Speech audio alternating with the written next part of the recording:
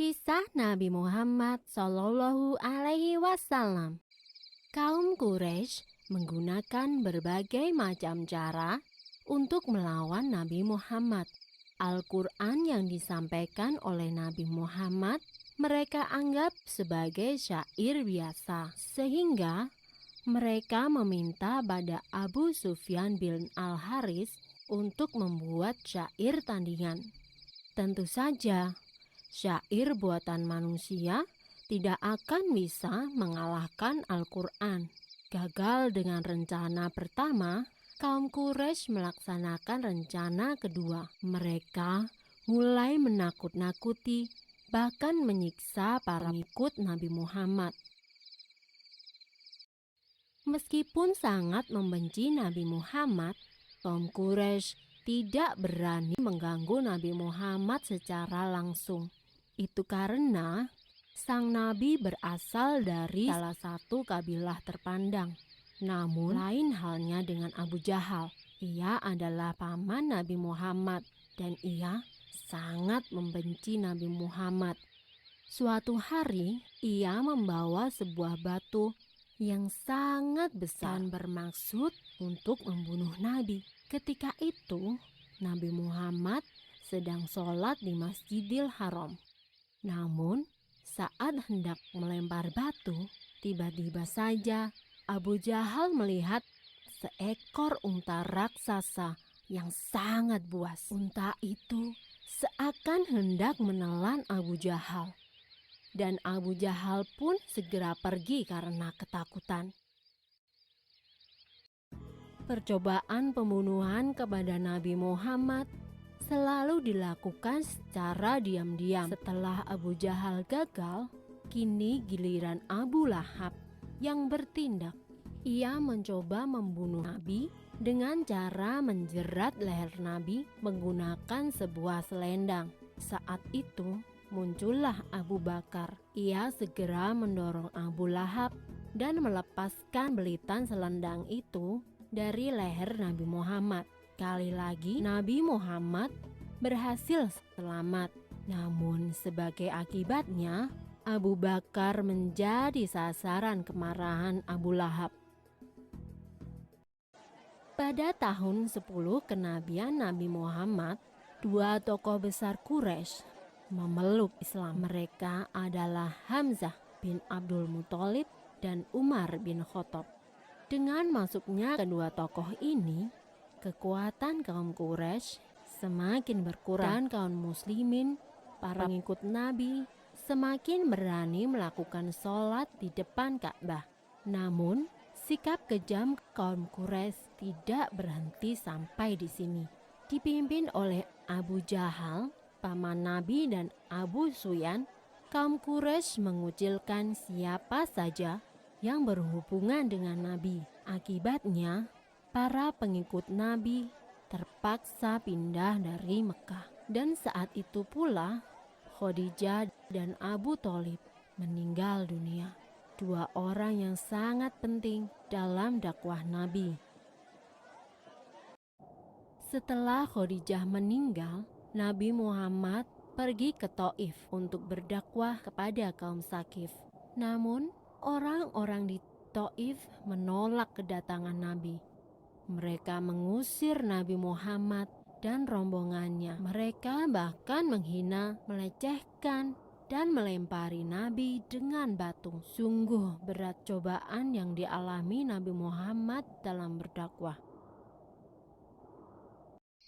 Pada tanggal 27 Rajab tahun ke-11 kenabian, Allah memerintahkan kepada Nabi Muhammad untuk melaksanakan Isra dan Mi'raj. Isra adalah perjalanan Nabi Muhammad dari Masjidil Haram di Mekah menuju Masjidil Aqsa atau Baitul Maqdis di Palestina. Sedangkan Mi'raj adalah perjalanan Nabi Muhammad dari Masjidil Aqsa ke langit ketujuh atau Sidratul Muntaha. Isra dan Mi'raj dilakukan selama waktu 1 malam saja. Dalam peristiwa ini, Nabi Muhammad menerima perintah untuk melaksanakan sholat 5 waktu.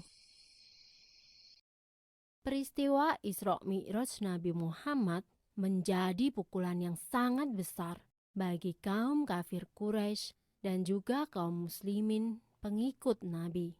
Kaum Quraisy menjadikan peristiwa itu sebagai bahan olok-olokan dan menyebut Nabi Muhammad sebagai penipu dan pendusta. Mana mungkin bisa melakukan perjalanan dari Mekah ke Palestina hanya dalam waktu 1 malam. Ada beberapa pengikut Nabi yang terhasut oleh kaum Quraisy. Mereka menyatakan keluar dari Islam karena tidak percaya pada peristiwa Isra Mi'raj yang dialami oleh Nabi Muhammad. Keadaan kota Mekah tidak lagi aman bagi Nabi Muhammad. Beliau pun berencana untuk hijrah ke kota Yatsrib. Namun, rencana hijrah Nabi diketahui oleh kaum Quraisy. Mereka pun membentuk pasukan untuk membunuh Nabi sebelum ia berhasil hijrah ke Yatsrib. Dalam pelariannya, Nabi Muhammad dan para sahabat bersembunyi di Gua Sur. Allah berkehendak untuk menyelamatkan Nabi Muhammad. Dibuatnya sebuah sarang laba-laba di mulut gua dan sarang burung merpati yang sedang mengeram. Pasukan Quraisy berhenti di depan Gua Sur. Namun, mereka melewatkannya begitu saja.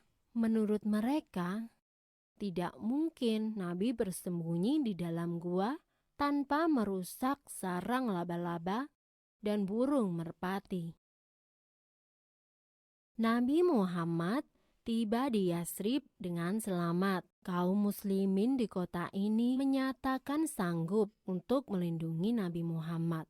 Dan selanjutnya, kota Yatsrib berubah nama menjadi Madinah, yang artinya kota Nabi.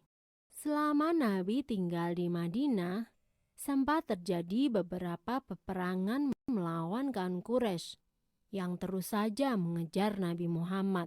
Namun, berkat perlindungan Allah, kaum muslimin di Madinah semakin kuat. 8 tahun setelah hijrah ke Madinah, Nabi Muhammad melakukan perjalanan pulang ke Mekah. Kali ini, Nabi Muhammad diiringi oleh para pengikutnya yang berjumlah 10.000 orang. Melihat banyaknya kaum muslimin yang menemani Nabi Muhammad, pemimpin Quraisy pada waktu itu, Abu Sufyan bin Harb, menemui Nabi Muhammad dan menyatakan diri masuk Islam. Setelah itu, hampir semua kaum Quraisy menyatakan diri masuk Islam. Dengan demikian, kota Mekah dapat ditaklukkan tanpa perlu ada peperangan dan pertumpahan darah. Setelah Mekah berhasil dikuasai tanpa peperangan, langkah pertama yang dilakukan oleh Nabi Muhammad adalah membersihkan Ka'bah dari berhala-berhala.